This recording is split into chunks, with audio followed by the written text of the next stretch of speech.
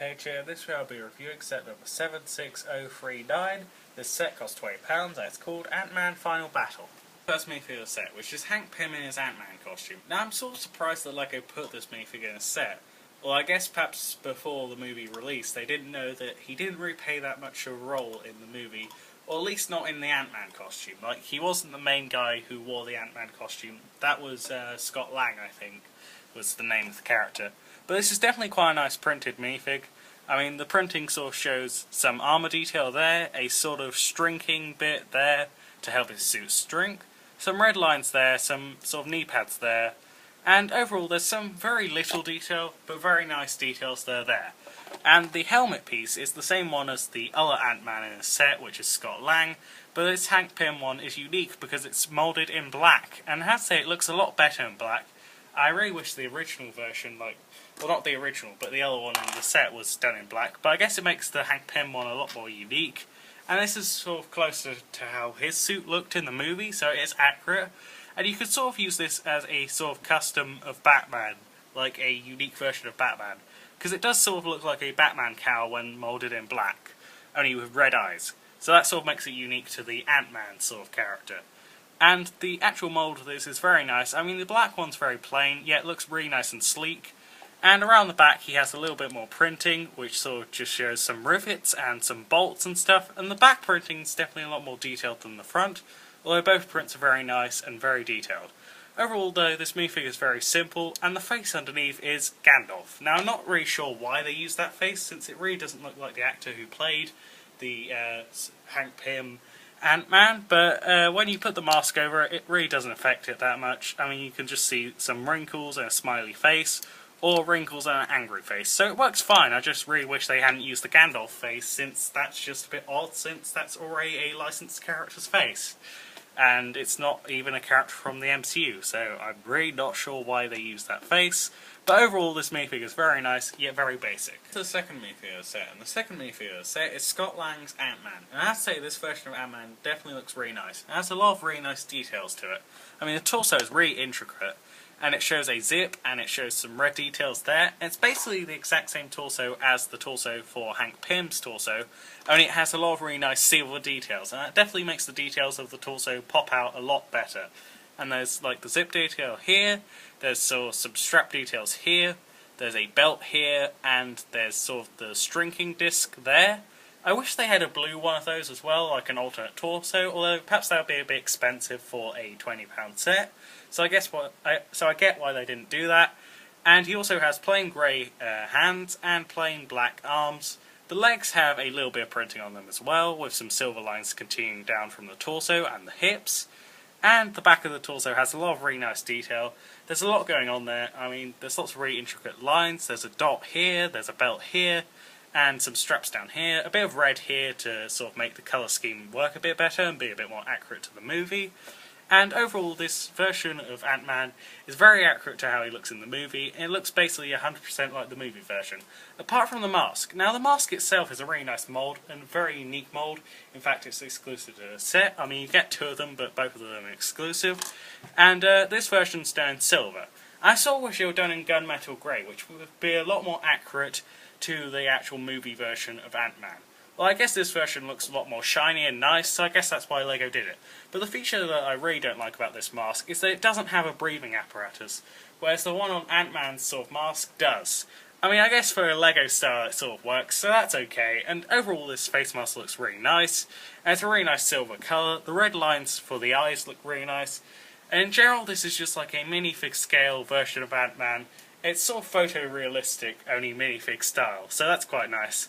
And the face prints are very basic, and they don't really represent the actor very well, but they're there, so one is a smug smile, and that one sort of works, but the other one is this really confused, sort of derpy looking face, which really doesn't match Ant-Man's personality that well, and really doesn't work. Although, I guess when you put the mask on, it looks okay, although even then it doesn't really look that good. At least with this one, the facial expressions work with the mask on, but these ones really don't work either with the mask on or off. I mean, I guess this one works okay, but the other one really doesn't work that well. But overall, this minifig is just really nice, really well done, and pretty much perfect for an Ant-Man minifig, especially a first attempt at such a complicated design in LEGO. The third main figure of the set, and the third main figure of the set is the main villain of the movie, which is Yellow Jacket. I have to say I really like this Yellow Jacket minifig. I mean, this minifig looks really nice. There's lots of really intricate printing on the torso, and there's sort of a honeycomb effect here, and there's some straps here, and some rivets here, some bolts here. I mean, there's lots of detail. There's also lots of detail on the hips and the legs. There's sort of a belt here, some more of that honeycomb design there. And the overall thing is done in gunmetal grey with yellow accents, which looks really nice. I mean, that looks really unique, and most minifigs don't have such a unique colour combination. And it sort of looks really like Batman, only with a sort of lighter yellow, and instead of black, it's gunmetal grey. And of course, because he's meant to be sort of a wasp or bee or something, he does have the honeycomb design, which looks really nice and unique. And he has some grey hands, which are probably the weakest point of the minifig, besides this thing on his back.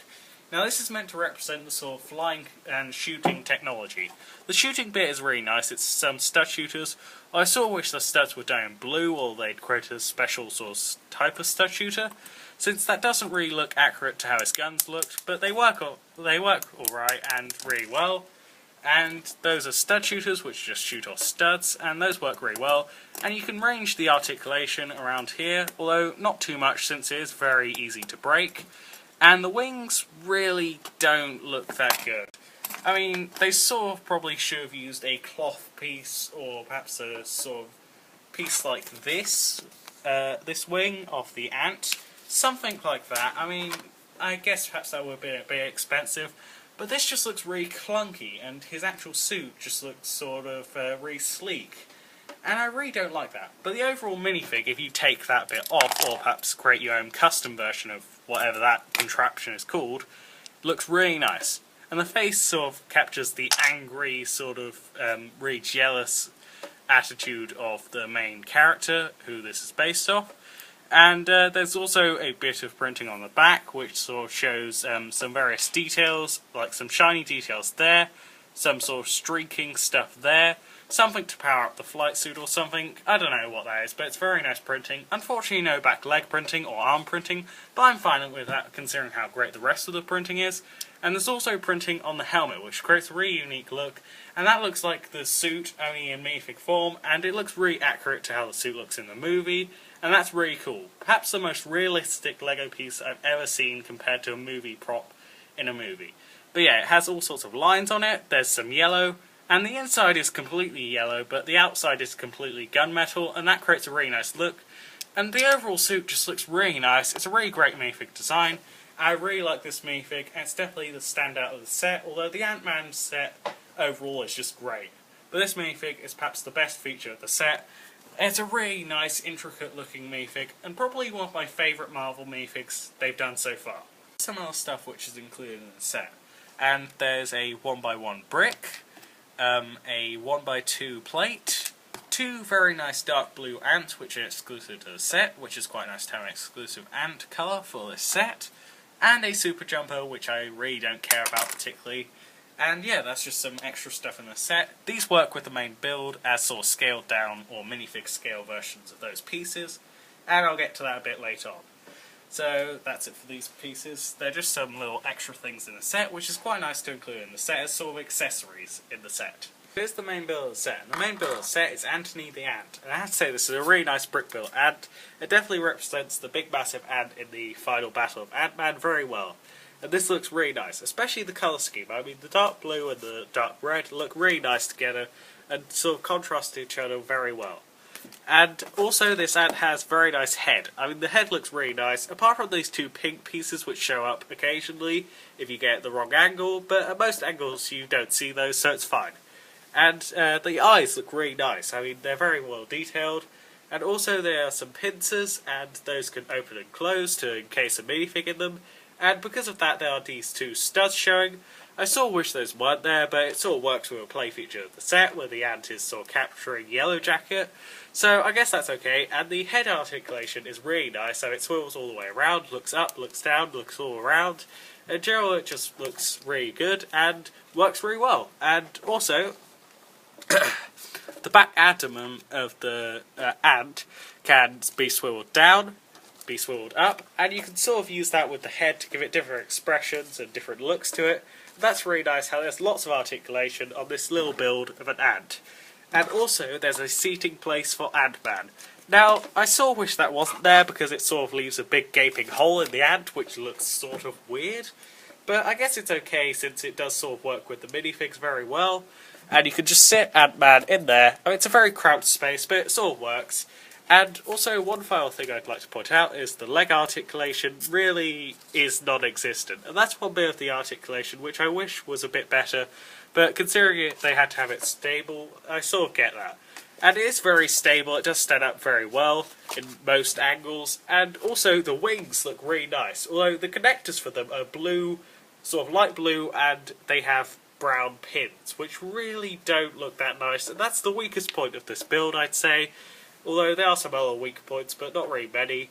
Like, there's this piece here, although that's not really a big deal, but these are. I mean, these really don't look that good.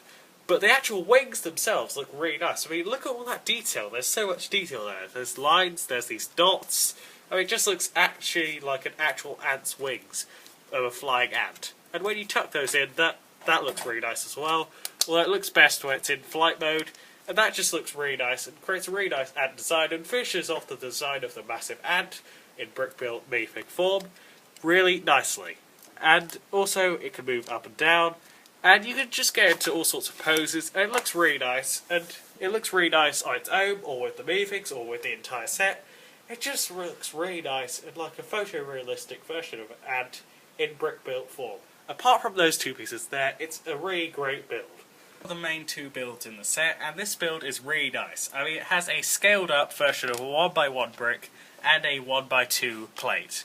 And that's really nice how they've done that. I mean, they use stickers, which I really don't like, because stickers are hard to apply, and they don't last as long as prints do. But it's still nice to have those stickers which say Lego on them, one in yellow, or no, two in yellow and one in red.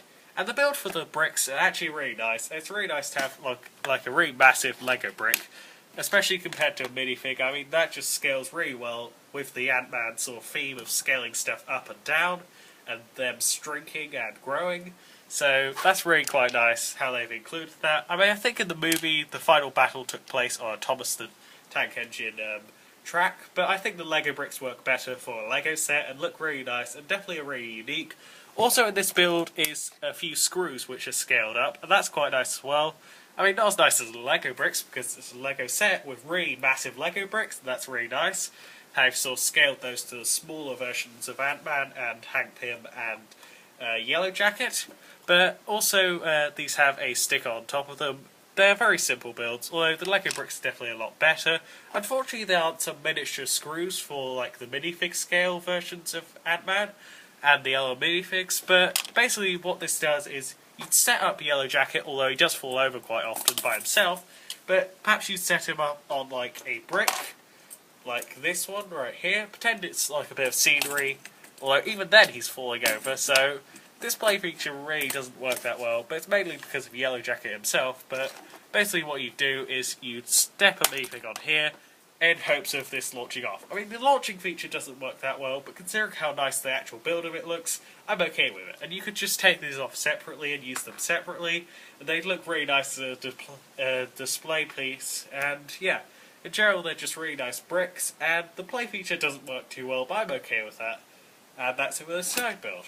Overall, this set is pretty perfect, with only a few flaws, mainly just a few little parts which could be swapped out for other parts in different colours.